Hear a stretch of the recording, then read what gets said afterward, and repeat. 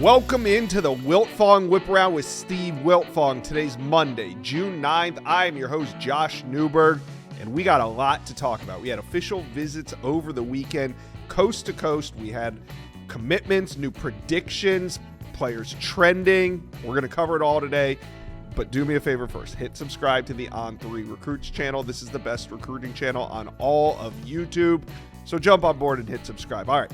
Let's bring in the great Steve Wiltfong, and we are going to talk about some Michigan Wolverine recruiting. We start with five-star offensive tackle Felix Ojo out of the state of Texas. He was on campus in Ann Arbor this weekend. Steve, this was the headline visitor of the weekend. What's the latest intel?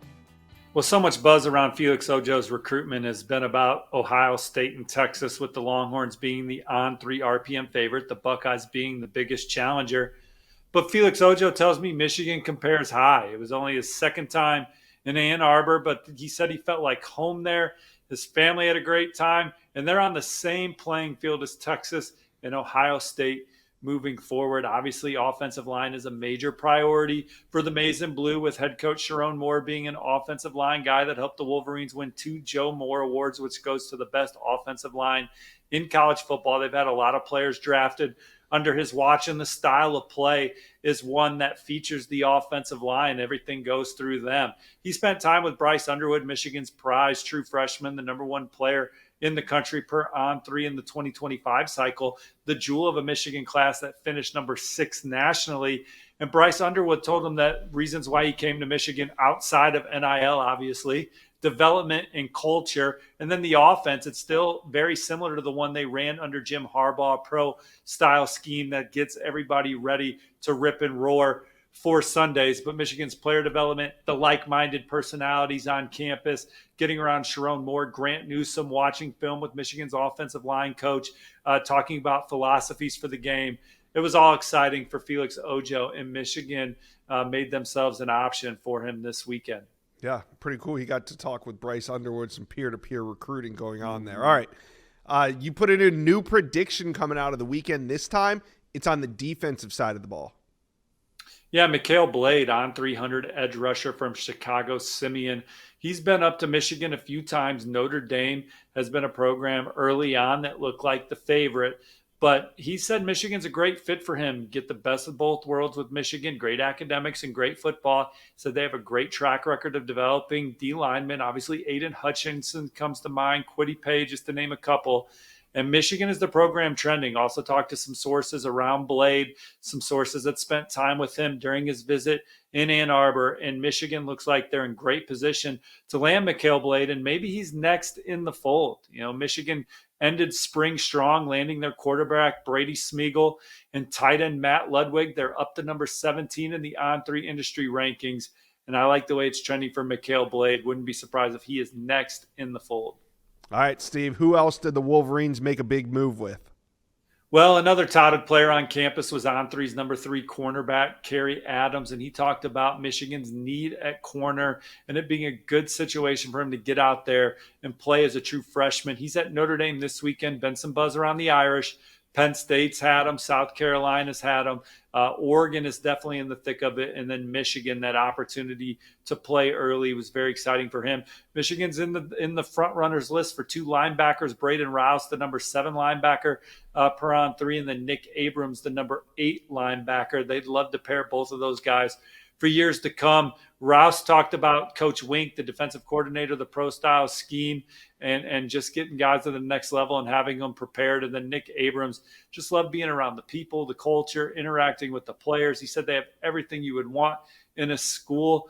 And so they're battling Oregon, Georgia, Alabama for Nick Abrams. And then Rouse, it's Tennessee in Alabama. Donovan Webb's a 4-star safety that enjoyed being in Ann Arbor. Talked about the entire staff, making him feel at home. Again, the student-athlete component, Michigan man, watching film with the DB coaches and spending time with Coach Sharon Moore.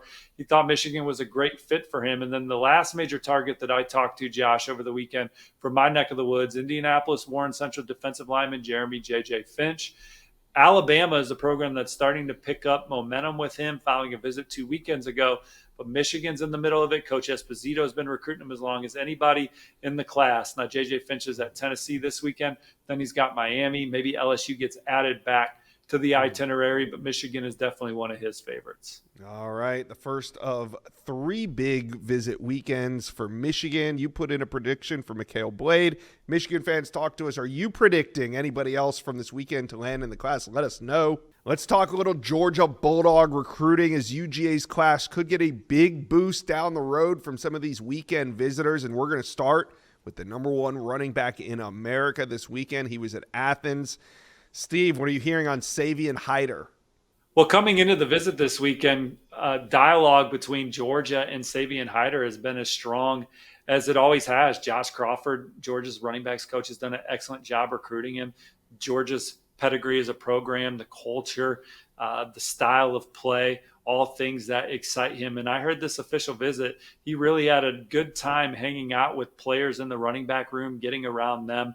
Another source that spent time with Savion Hyder said that he is all business. So just getting around Kirby Smart, Coach Crawford, and this program and talking ball was certainly another highlight in his fit. And you talk to some people that spent time with him, they feel like it could be Georgia-Michigan battle. Now, again, my intel still kind of favors Michigan-Tennessee. Mm-hmm. That doesn't mean you rule out Ohio State. I had a great visit to Ohio State, great relationship with Carlos Lachlan and company as well. Michigan and Tennessee have the next 2 visits, but Georgia, if you consider them a dark horse coming into the visit, they definitely feel like a contender coming out of the visit. And he's given all 4 schools an opportunity to recruit him down the stretch.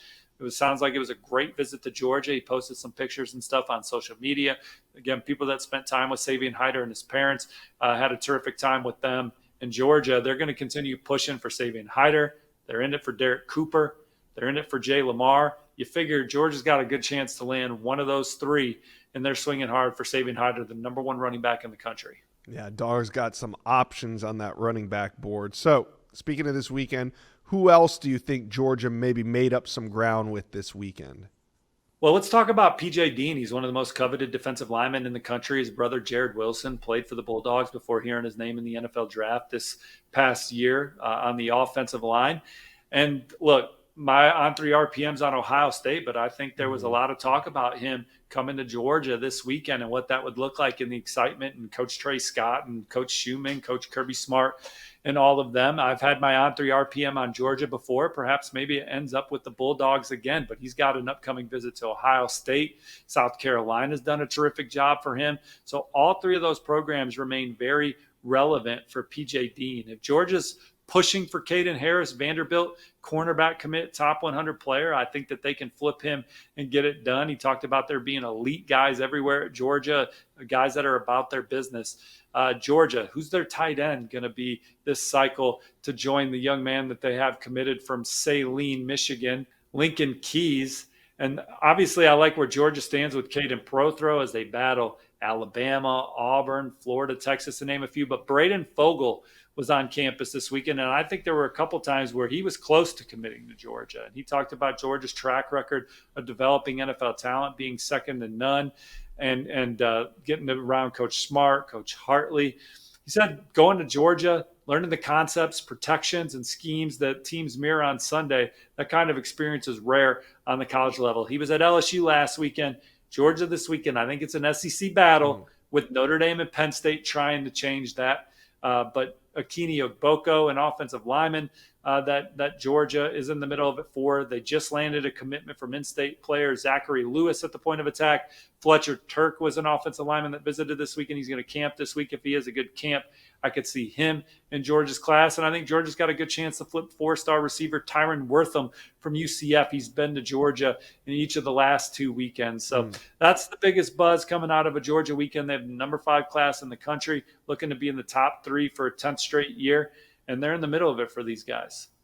All right, Steve, let's talk a little Alabama recruiting as the Tide had a 5-star weekend in Tuscaloosa. We're going to start with number 2 ranked safety Jaira Edwards. What's the latest on him after spending the weekend at Alabama?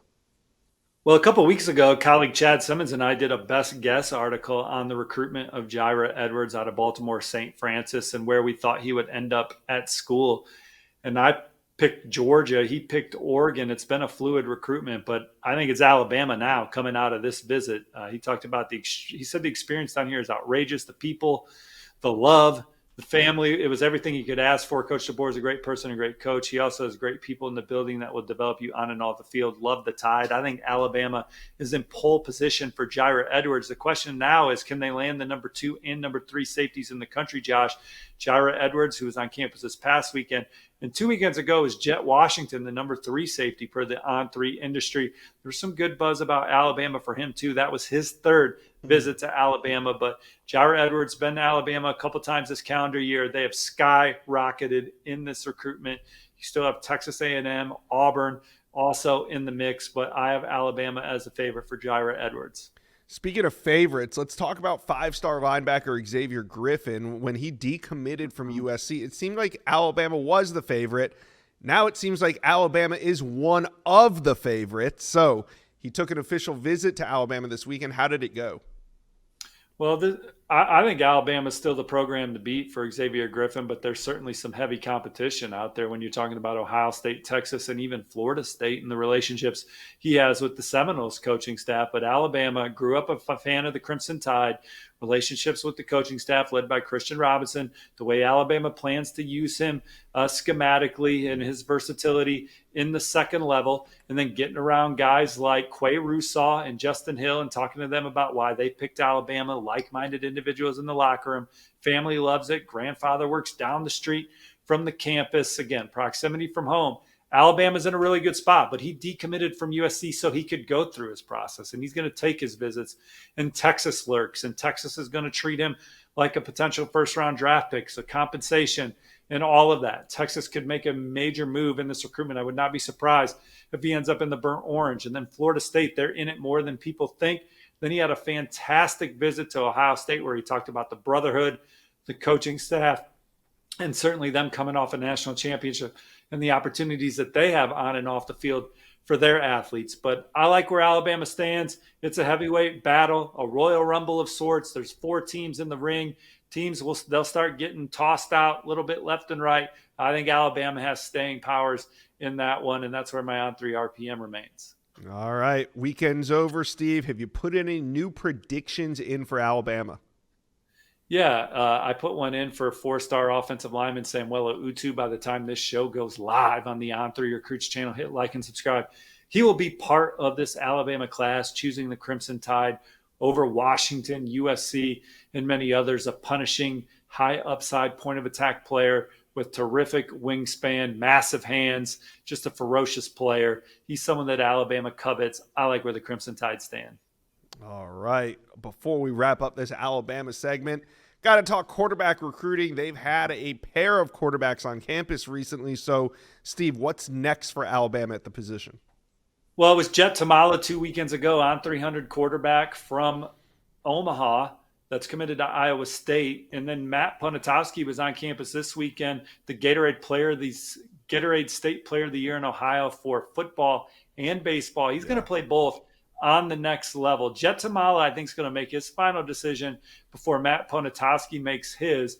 Now, Tamala was back in Ames this past weekend around Matt Campbell and that coaching staff. Iowa State was hoping to get him to shut it down, but Jet Tamala told me on Sunday afternoon he was still thinking about it. I know he's had correspondence with Alabama since then. Alabama's trying to get him to take it slow. They want to bring him back for an official visit. I think if he goes back for an official visit, he ends up at Alabama, because I think at that point Iowa State's like, well, I see the writing on the wall. So we'll see what happens. Does he get back down to Alabama in the near future? And then Ponatowski had an awesome visit, talked about the symmetry between the baseball staffs and the football staffs and how that would go for him. Really enjoyed watching film with Ryan Grubb, watching his own film, getting critiques for his own game that he can work on. Had a great time around Kalen DeBoer's wife, family, really got to know him.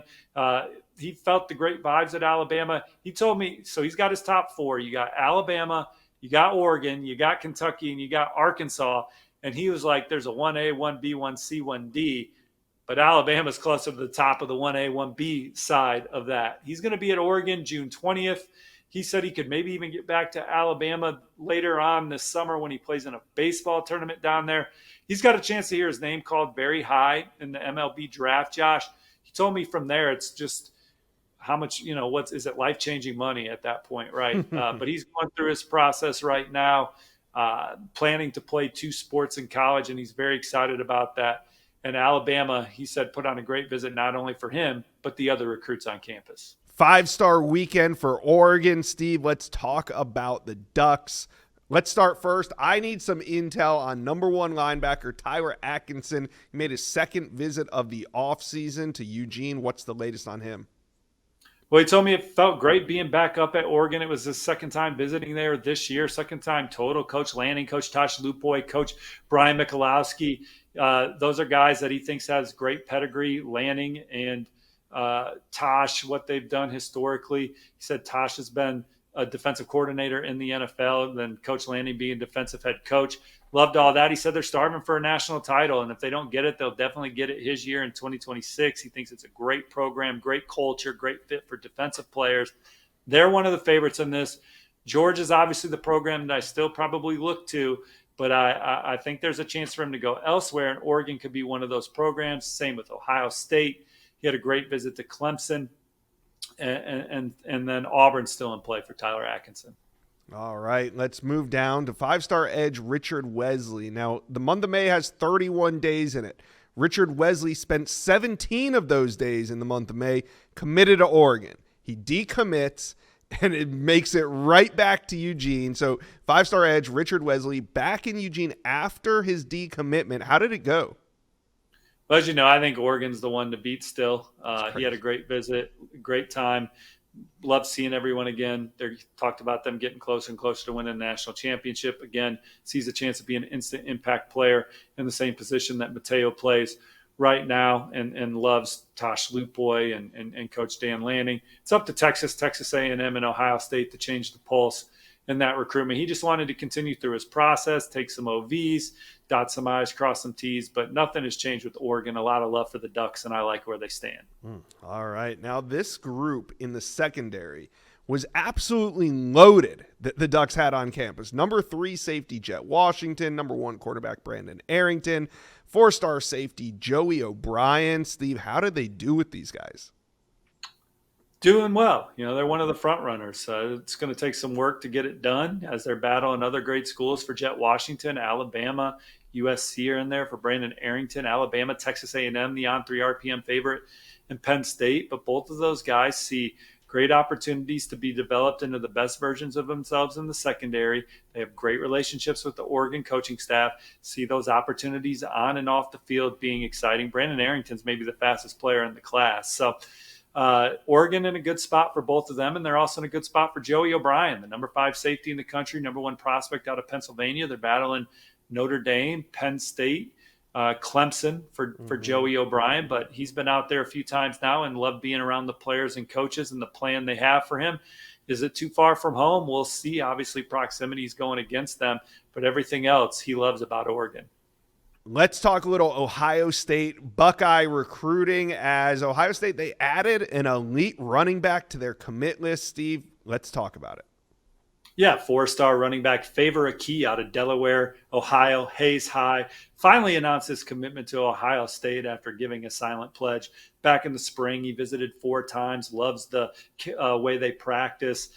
Coach Carlos Lachlan, Coach Ryan Day, the offense. And again, just the Ohio State program in general, the way they compete. He's in the fold for the Buckeyes and has the traits to be a really good one. On 3's number 13 ranked running back in the country. Favor Key, part of a class that on 3 ranks number 3 nationally. Yeah.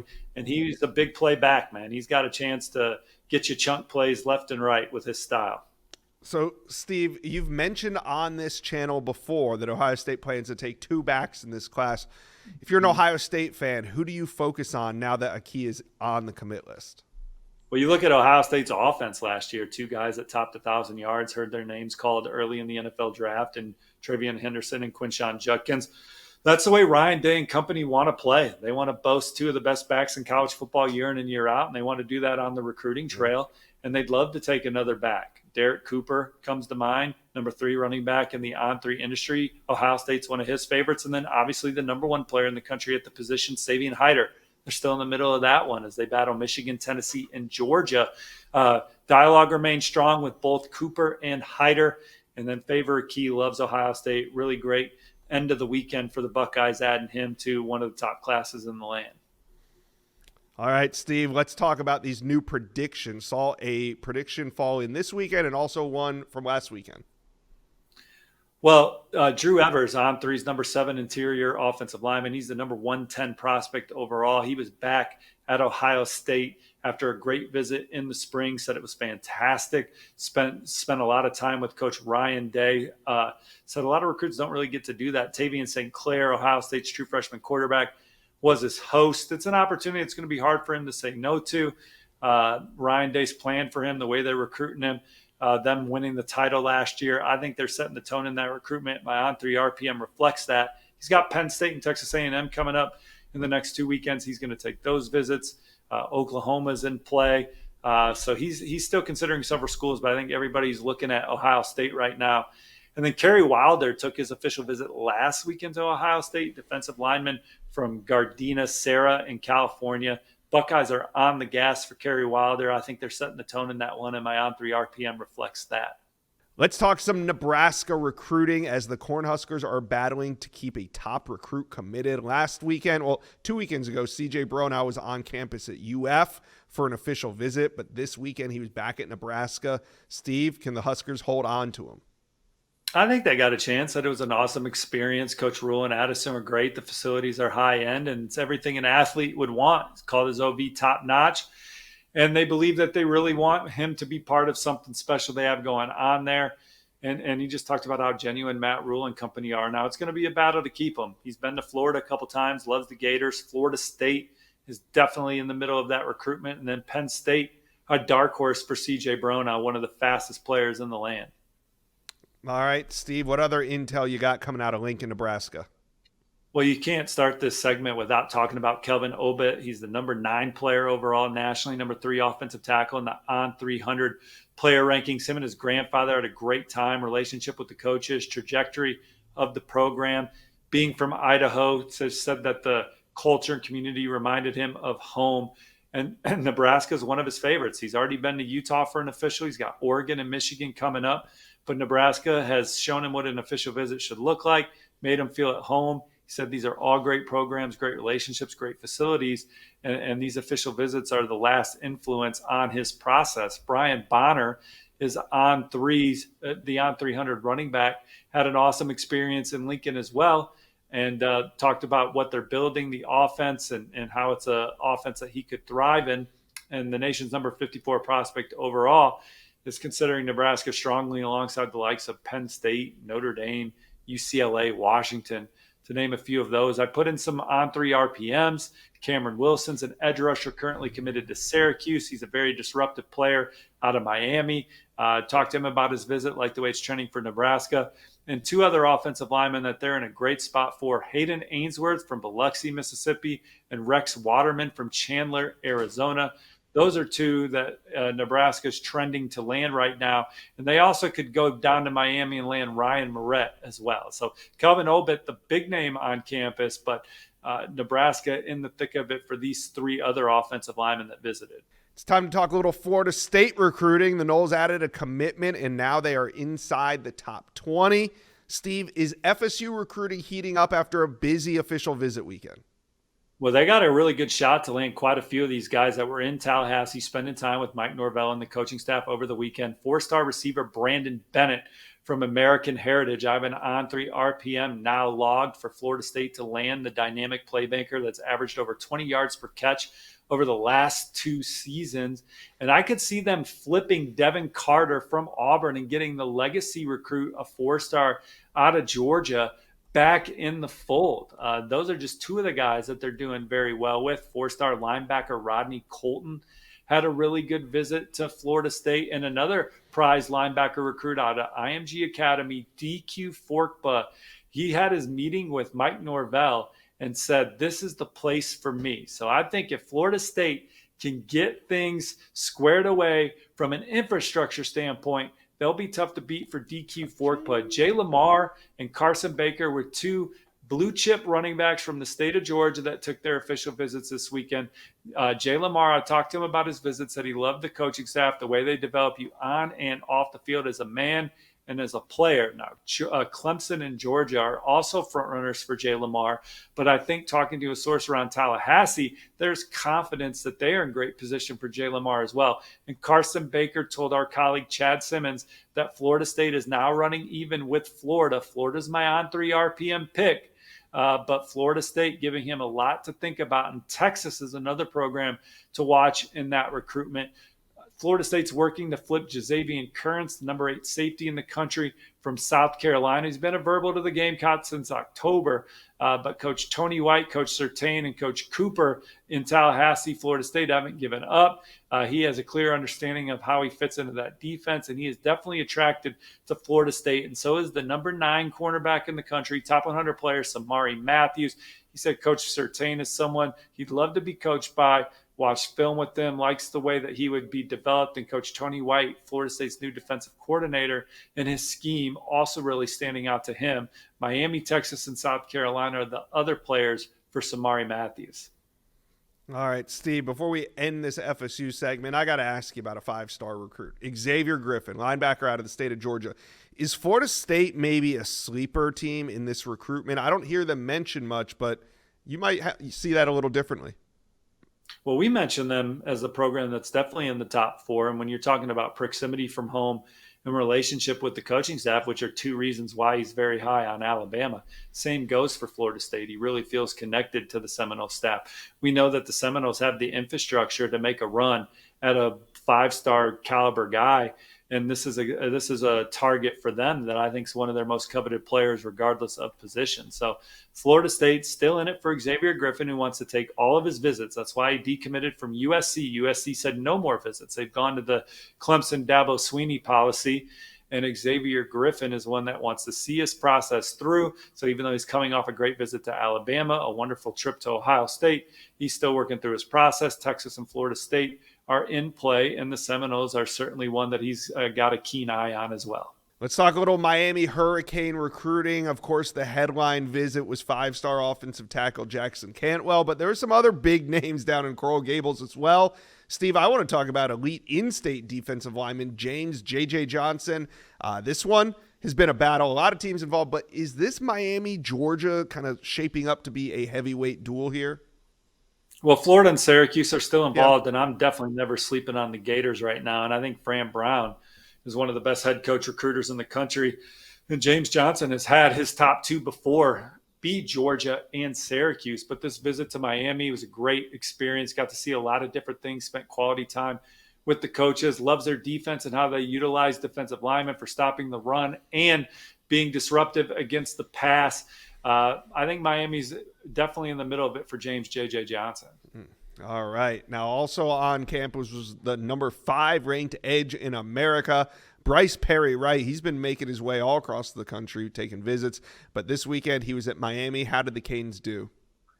Well, he's been there 3 or 4 times. They're doing great in this recruitment. It was another amazing experience. He had a good feeling from the moment he stepped on campus, talked about the energy, getting around Coach Cristobal and that staff, the family atmosphere. Miami's firmly in the top 4 here as they battle Auburn, Clemson, Texas A&M for him. Excuse me, top 5. But Miami is definitely a program to continue to keep an eye on. All right, playmaker, wide receiver Braden Robinson on campus. What are the odds that the Canes can add him to this class?